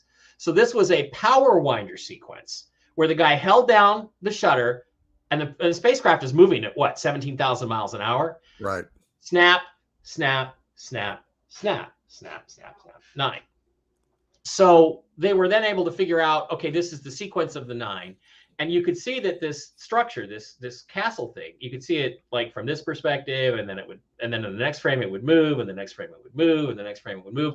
And in one of those, there was a clear cable, drooping cable from the weight of the thing hanging there that was part of the construction. Obviously part of the structure holding it up, and there's other versions of the castle where it's there's other background information. I've only ever gotten my hands on 2 different images of the castle. And I know Hoagland has the rest of them, but he's not dead yet, and I haven't gotten my hands on his archives. So, but that's one of the things I want to do is I asked him one time about it. And he said, "Oh, it's in a garage somewhere." I'd like to get all 9 of those images and show them. One, you scan them at high resolution today, 1 through 9, and say, okay, to people, you don't believe there's any kind of conspiracy to cover stuff up about Apollo? How do you explain 9 different pictures being filed under the same frame number if there's no conspiracy? And I just wanted to mention to Alex James, I have read Pike's Morals and Dogma, strangely enough. Oh. Yes, I just would like to kind of cut to the real crux of the matter, which is I believe, and I've looked into this, that the moon is not what we think it is, that it's an extraordinarily strange object, and it may well be an artificial object, or at least artificially placed. I mean, there are certain legends where there was a time before there was a moon in orbit. And I just wonder, I mean, since the 1600s, 1500s, they've had, transient lunar phenomena, mists observed, lights, since the and so invention on. of the telescope. Yeah. Yes. And occasionally dust clouds appear and so on. But we have these ruined domes and everything else. And I just wonder, what the hell does it mean? So is there still some kind of underground base on the moon? What the hell is the purpose of the moon? Why was it put there, if indeed it was? Is it still an observation post of some kind? What is there any thinking overall about all this stuff? I'm convinced that this is very, very, very curious, and that these structures are real. What does this tell us about the moon, and what does this tell us about the larger reality that we live in? Well, we have to speculate on some of that because we don't know. Well, but, yeah. The time before in the ancient Egyptian stellar religion talks about a time when there is no moon, before the coming of Isis, Osiris, Horus, and Seth. And what the moon does effectively is it helps slow the spin energy of the Earth so that we have a nice 24-hour spin cycle, which is ideal for advanced life to thrive on a planet like this. Without that regulatory effect, we would spin far too fast. And remember the choice. Remember, everything is spin energy. The more spin energy you have, the more life energy you have, among other things. That's why I think there used to be dinosaurs that were massive, because the Earth was spinning a lot faster. But if you want this 5'10", average-sized, smart mammal to live on this planet, you have to slow the spin down. And I think that's why the moon... Isn't that convenient? I wonder who did that. There's also... Maybe Satan? maybe or the Anunnaki or whatever, but or somebody. But here's the thing, guys, is that there's aspects of the moon that indicate it's from the Earth. The oxygen isotope ratios of lunar soil and the elements are the same as they are on Earth, which means it was probably fissioned off when the Earth was a spinning molten plasma ball. But I have no question that it's been altered since then, artificially modified since then, maybe to a massive scale. In other words, maybe it's a lot bigger than it was back then. And I suspect that alteration had something to do with basically allowing human life to evolve on this planet. And of course, there's all these crazy stories about wars between the reptiles and the mammalians over the over the eons, and that may or may not be true. But remember, also in the choice, I talk about the different ancient cultures, like the Hopi, say there have been 4 previous ages of man. Right. And one of them, at least, was more advanced than we are today. So that's the thing too about the structure, the glass structures and the cross patterns. You know, I was a structural engineer in my previous life. All of the engineering that I see on the moon and on Mars, it makes sense from a human perspective. So was it us that built some of this stuff and then we got wiped out in some solar cataclysm that we don't know about? Or are there laws of engineering universal throughout the universe? I don't know the answer to that, but I know that there's definitely been some shenanigans going on the moon. And yeah, Doomcock, I think to answer your question, my belief is that, yeah, there have been alien species living on the moon for a long time and experimenting with life on Earth. You know, there's a guy named Lloyd Pye who wrote a great book called Everything You Know Is Wrong, Book 1. Human Origins, and he passed away before he could really do a sequel to that book. But it's a great book to read. It gives a very clear presentation of Sitchin's ideas and things like that. But he says if you look at the fossil record, he basically ascribes to what he calls the cosmic dump truck theory, which is that if you look at the fossil record of the Earth, it's like life springs into existence fully formed. There's no evolution.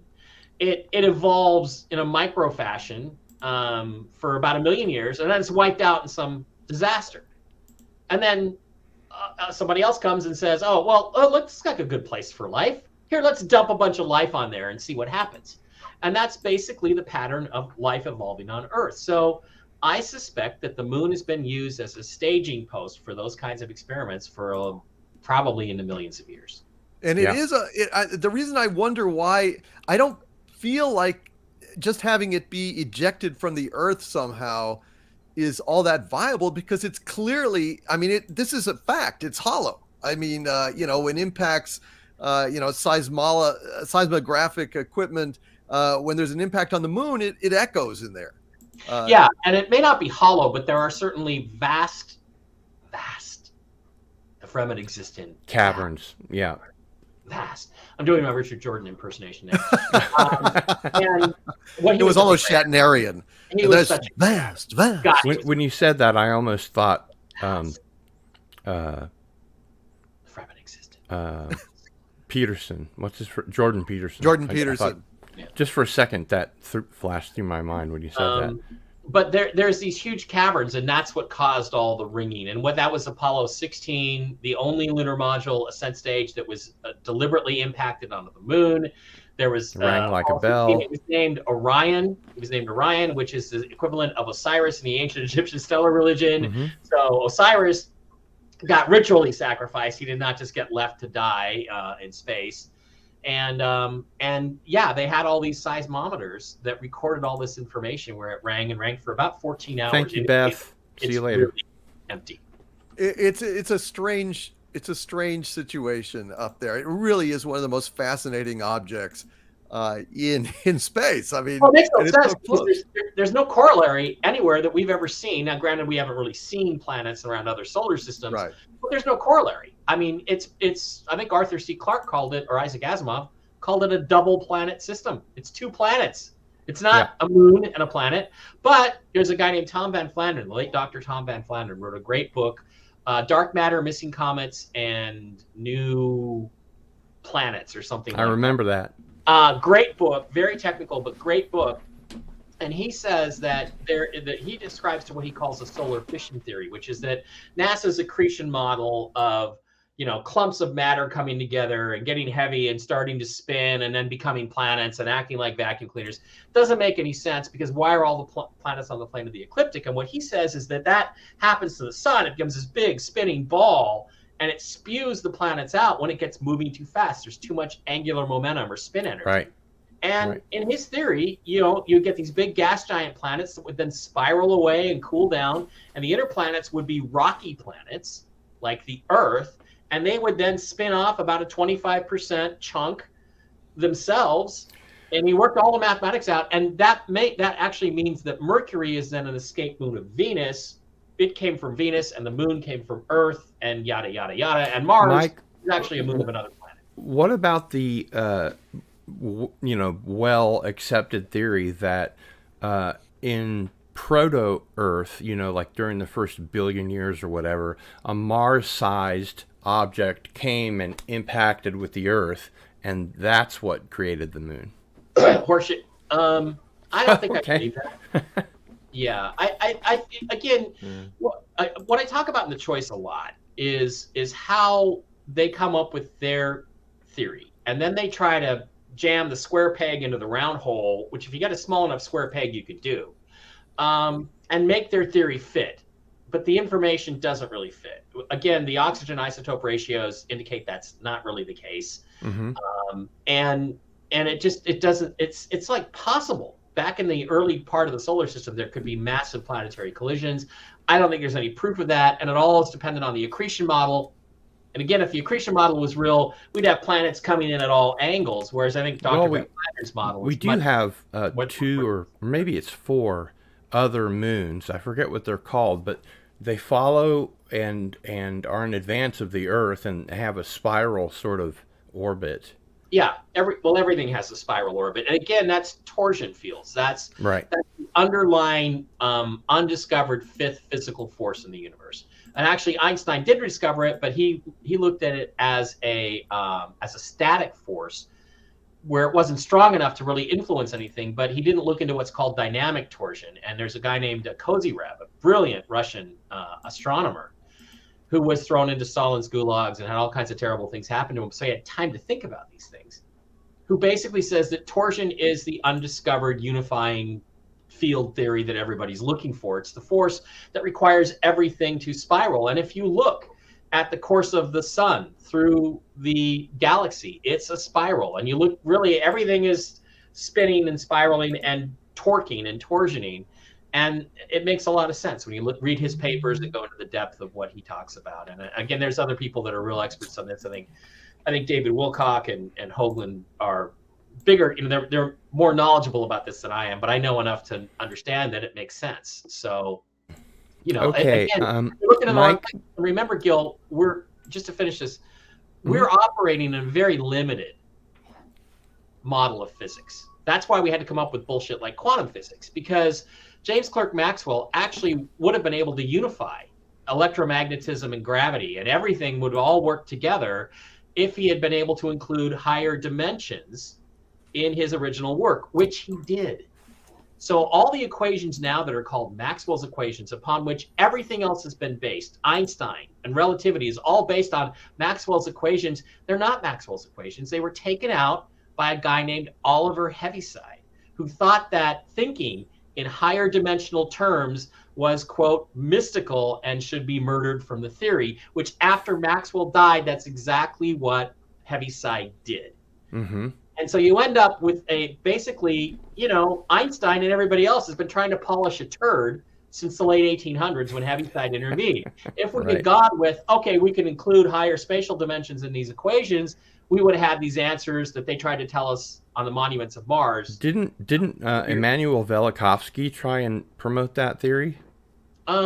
Yeah, I don't know about that. He had his electric universe, which I think there's some validity to what he talks about too. But he also had some really crazy ideas, like Venus was, I don't know, a moon of Jupiter, or a comet or something. Yeah, comet from Jupiter. And again, there's there's Bode's law, which is really, really accurate to about 80%, where you have every planet is about 2 times the distance from the sun as the previous planet. And it all works till you get out to Neptune and Uranus, and then it gets crazy. But the thing is that you have to understand there are cosmic collisions that screw things up out there. So again, I talk about that one in the choice too. So if you want to get into that kind of physics, we can go back. But again, a lot of this is speculation because it was so long ago, we don't really know.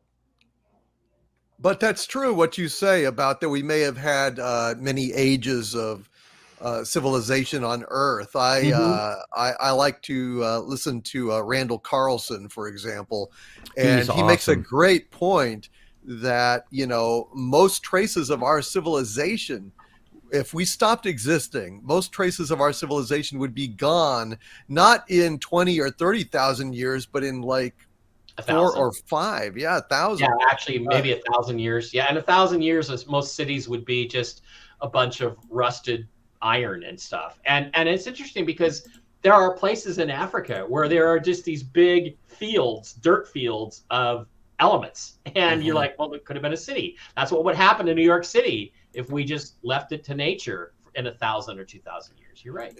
It's absolutely bizarre that that this could happen. The only thing that would be left would be Mount Everest and the pyramids. Yeah, maybe some pyramids, right? Stone. Like Bosnian pyramids, Egyptian The pyramids will outlive us for many generations. Yeah. Mike, since we're past an hour and a half, it's time for some viewer questions. And again, I want to remind you we're in kind of rapid fire mode. That's not really fair, but we only have 2 hours, so it's pretty well established by people, including his college classmate Stanton T. Friedman, that Carl Sagan was a shill for NASA, or at least a UFO debunker, having written 14 anti-UFO articles in Parade magazine. Carl Sagan said to Dr. John Brandenburg, quote, "The question is not whether you are right or wrong, sir. You are not even in the conversation," close quote. So the question from regular viewer Mr. MH, in Mike's opinion, is there evidence about the theory and evidence presented by Dr. John Brandenburg of an ancient nuclear war on the Martian surface, and has NASA covered up this evidence or suppressed it from the public? No, I don't think there was a nuclear war. I love John Brandenburg. I hang out with him once in a while at alien cons. I don't believe his theory is correct. I think there are papers out there where you can actually have planets can actually explode naturally through natural nuclear reactions that start taking place under the ground with uranium and things like that. Also, these super Earths that we're seeing on we don't have any super Earths in the solar system, but all the other solar systems seem to have them. And what I think is that Mars was a moon, and this is Hoagland's theory and mine. We worked it out, but it's called the Mars tidal model, was orbiting a super Earth that either exploded or, and I'm going to go there, was exploded in some kind of conflict. And that's where you get the oxygen, the isotopes, radioactive isotopes that John's looking at. But I haven't had a chance to really do a debate or discussion with him on that. Maybe someday at Alien Con we'll do that.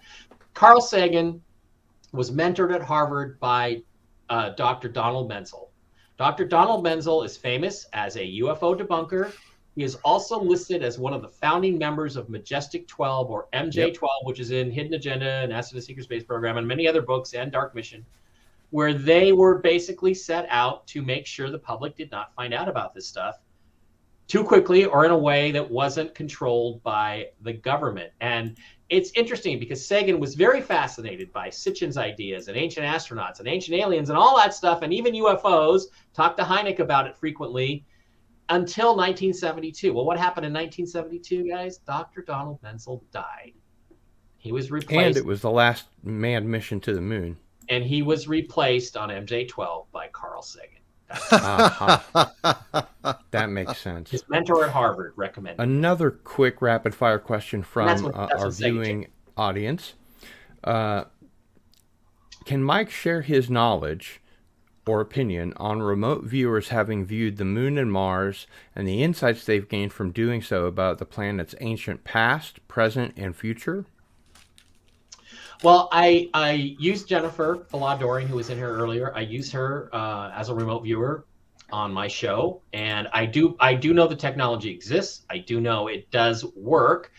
I do know that some people are better at it than others, and I really love her and trust her and think she's pretty spot on 80% of the time, which is an extremely good track record. I mean, most remote viewers have a track record of 51 to 60%, right? She's like 80%, if not better. That's pretty good marks. So I know that it does work, and I will just tell you this: she went and looked at the moon. One of her episodes of Philosophy, it's Fallaw.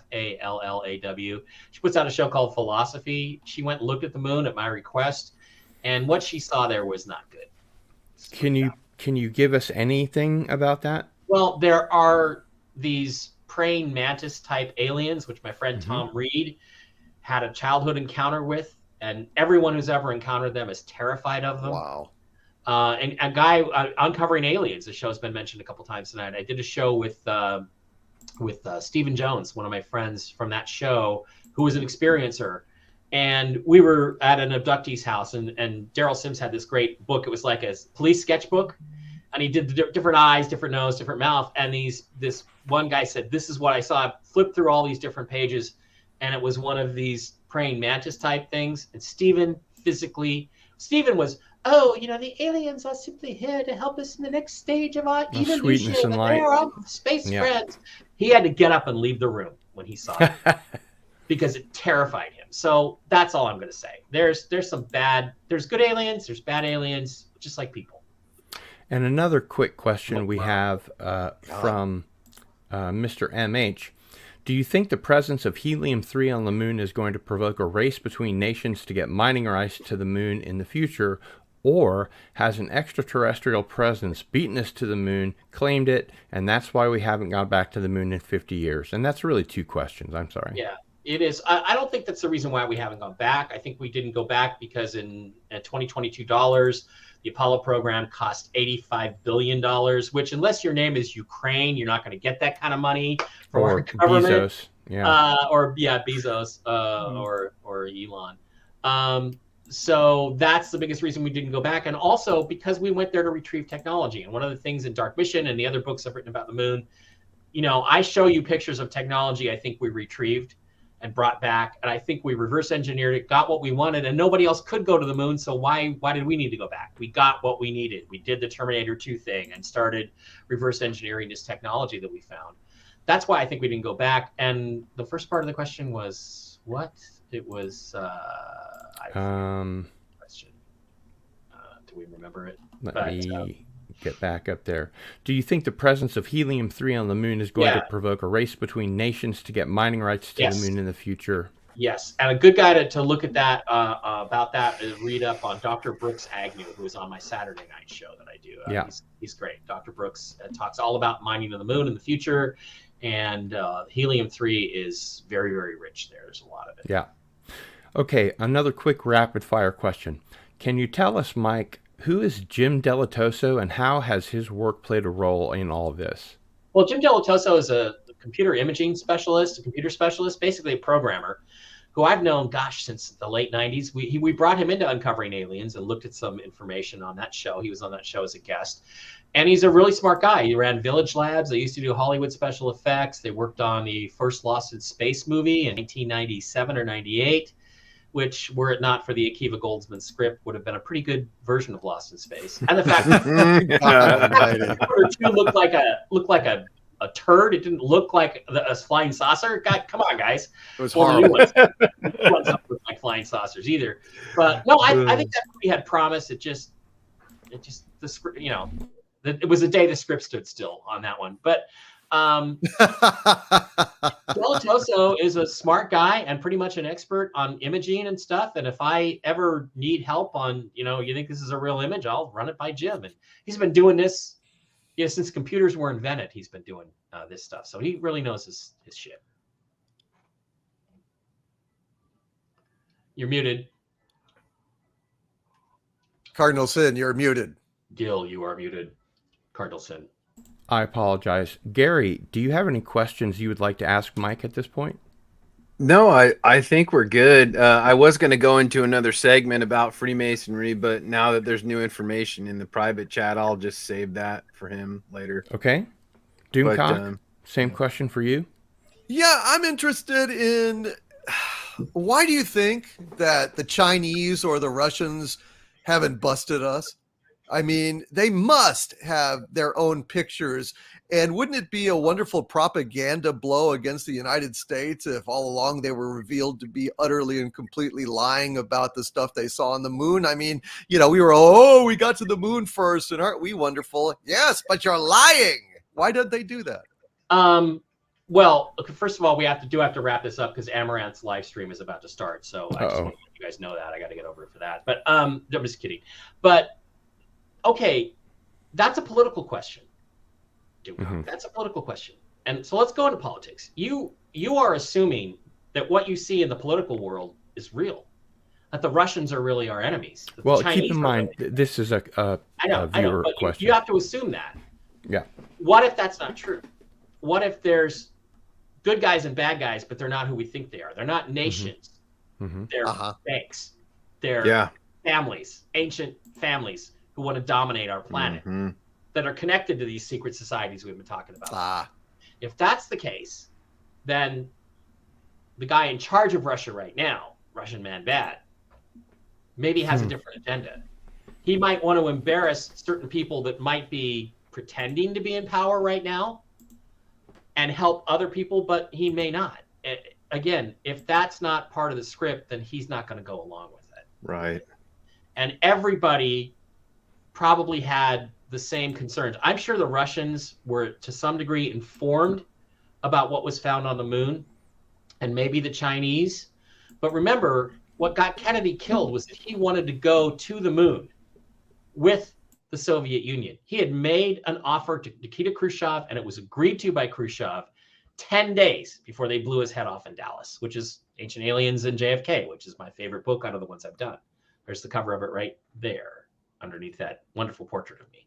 So I think that I think the answer is that it's more complex than we think, and you can't believe the fake politics that they put in front of us. There's deeper stuff going on, and I think if you just watch the news today, I think everybody would, smart people like us that are on this show, would make the same conclusion. So that's what I think the answer is to that. And by the way, when this all plays itself out, in the end, about 5 years from now, we're going to start getting the alien information. But again, it'll be their version of it.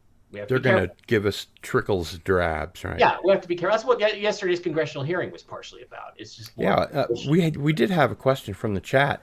What your thoughts were about that? But I don't imagine you know any more about it than the rest of us. Do you? Well, you mean the congressional hearing? Yeah. Yeah, no, I saw some video. Again, I think Jason Gleaves did a great job. But I think with this one image, it looks like it's a helicopter to me. So I think again, what happened is that this thing did not streak past the fighter. The fighter shot past the helicopter, and the guy was taking video, and he did some individual caps. It looks to me like the ass end of a helicopter, because there's a big heat source, and then there's what look like blades, and then there's the rear rotor, and there's some other distortions there. I'll have to go look at that video. It's the same thing with the Jeremy Corbell video of the flying saucer, the big blob. Oh, it splashed into the water. That didn't splash into the water. It went over the horizon. And again, watch my video on Mike Bara 3 or Mike Bara 333 on YouTube.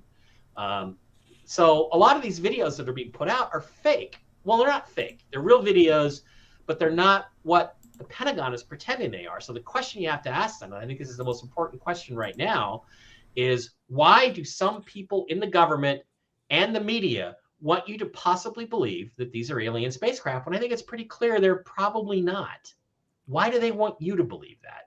What's coming? What's their next idea? What's the next step and all that? And why do they want you to think they might be a threat? Because remember, they keep talking about how these things, could pose a threat to the United States. There's lots of threats to the United States right now, from my perspective. So. Yeah, and I don't think those objects are them because they've been darting around our skies since the 40s, probably before then. So, I mean, if they were going to do something, they'd have done something by now. And I can show you STS-48 and STS-80 videos of real powered spacecraft in low Earth orbit doing impossible things that absolutely I can prove to you are real flying saucers. Whether they're ours or whether they're theirs is another question. But why are they not talking about those? Why are they? I mean, there's one picture they showed on 60 Minutes from the cockpit of an F-18, and you zoom up on it, and it's a Batman Mylar balloon. I mean, it's literally, it's like Tom DeLonge special. It's a Mylar balloon. The Tom DeLonge special. I love it. Tom DeLonge, there's a little alien spacecraft. It was a Mylar 1. It was a birthday party, number 1 for like, it's your 16th birthday, and it floated away, and somebody took a picture of it, and he said that was an alien, unidentified object in one of the videos. Oh God, right? Okay, Tom. Do you have any quick off the cuff sort of responses about Project Bluebeam? Yeah, it's real. I think that so much about it has gotten out, though, that I don't think they're going to be able to pull it off. And I will tell you this. I think there are light forces on this planet. I think there are dark forces on this planet. I've been told that the head of the snake, the dark forces, got taken out about 2 weeks ago. But I think their last resort. Cool. The coffee is strong in this one. The light forces and dark forces. Their last resort is the alien invasion scenario. And I do believe it has been planned. So if that gets pulled out, first of all, I think it's going to explode and everybody's going to say, oh, that's bullshit, CGI. But I do think that means that we're near the end of the conflict. Allegedly, Werner von Braun mentioned that either on his deathbed or the last thing that he said or the last interview that he got. Sorry, I'm around. Yeah, he did say that to Carol Rosen. Carol is his assistant, was his assistant, said that he did tell her that it's going to be Russia, it's going to be terrorism, and then it's going to be aliens. And he told her that on his deathbed. That's what she says, and I do believe her. I think her testimony is sincere. Sometimes all you have to go on is just looking at somebody and deciding whether or not you believe them. Yeah, very true. I don't see any reason why Carol would lie about that. I don't know her either, but I do believe her. Okay, it is time for our giveaway, and I do want to thank Mike once again for being so generous and giving away an autographed copy of Dark Mission. And this is not a light read, by the way. Yeah, no. No, it isn't. But it's a very important awesome. read, and we could go on for hours about this. But first, I'd like to welcome Anti-Derivative Jill. Hello, Jill. Hello, good evening, everyone. Hi, Jill. Hi, Jill. Hello, Jill. What do you think of today's topic, Jill? Absolutely fascinating, and I feel like we only scratched the surface of what Mike Bara has to offer in terms of all of these interesting topics that I don't know very much about. I'd like to hear more. Well, hopefully we will help sell some copies of Dark Mission. And that's really why we're here, and to talk about this kind of important stuff. Jill, do you have the wheel ready for the giveaway? Indeed, I do. I have that ready. Okay, let's bring that up. Wow, that's definitely a record, isn't it? Yes.